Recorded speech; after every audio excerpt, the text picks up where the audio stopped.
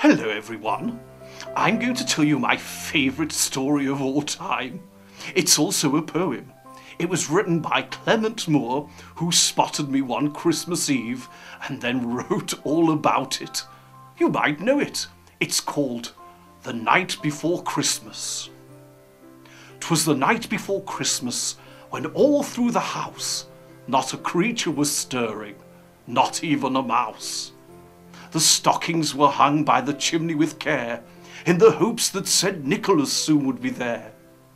The children were nestled all snug in their beds, while visions of sugar plums danced in their heads. And Mamma in her kerchief and I in my cap had just settled down for a long winter's nap, when out on the lawn there arose such a clatter. I sprang from my bed to see what was the matter.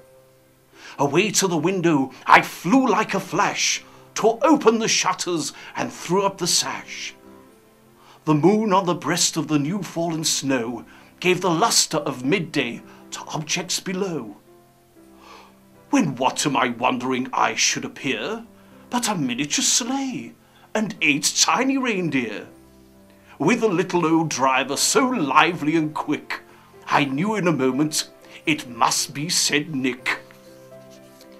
More rapid than eagles his coursers they came, as he whistled and shouted and called them by name.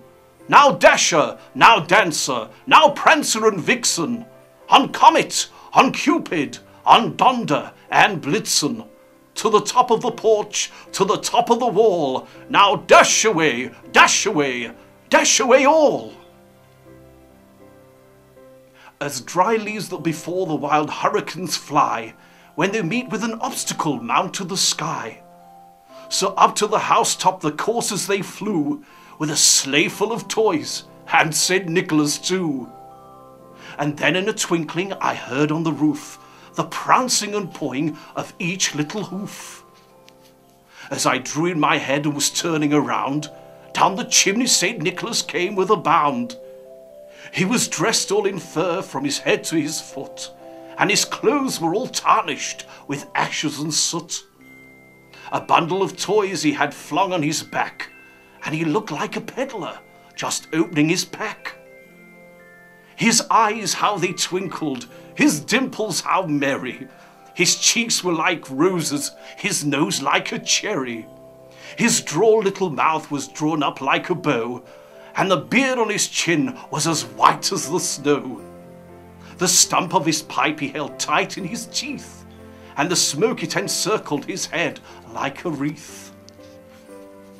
He had a broad face and a round little belly that shook when he laughed like a bowl full of jelly.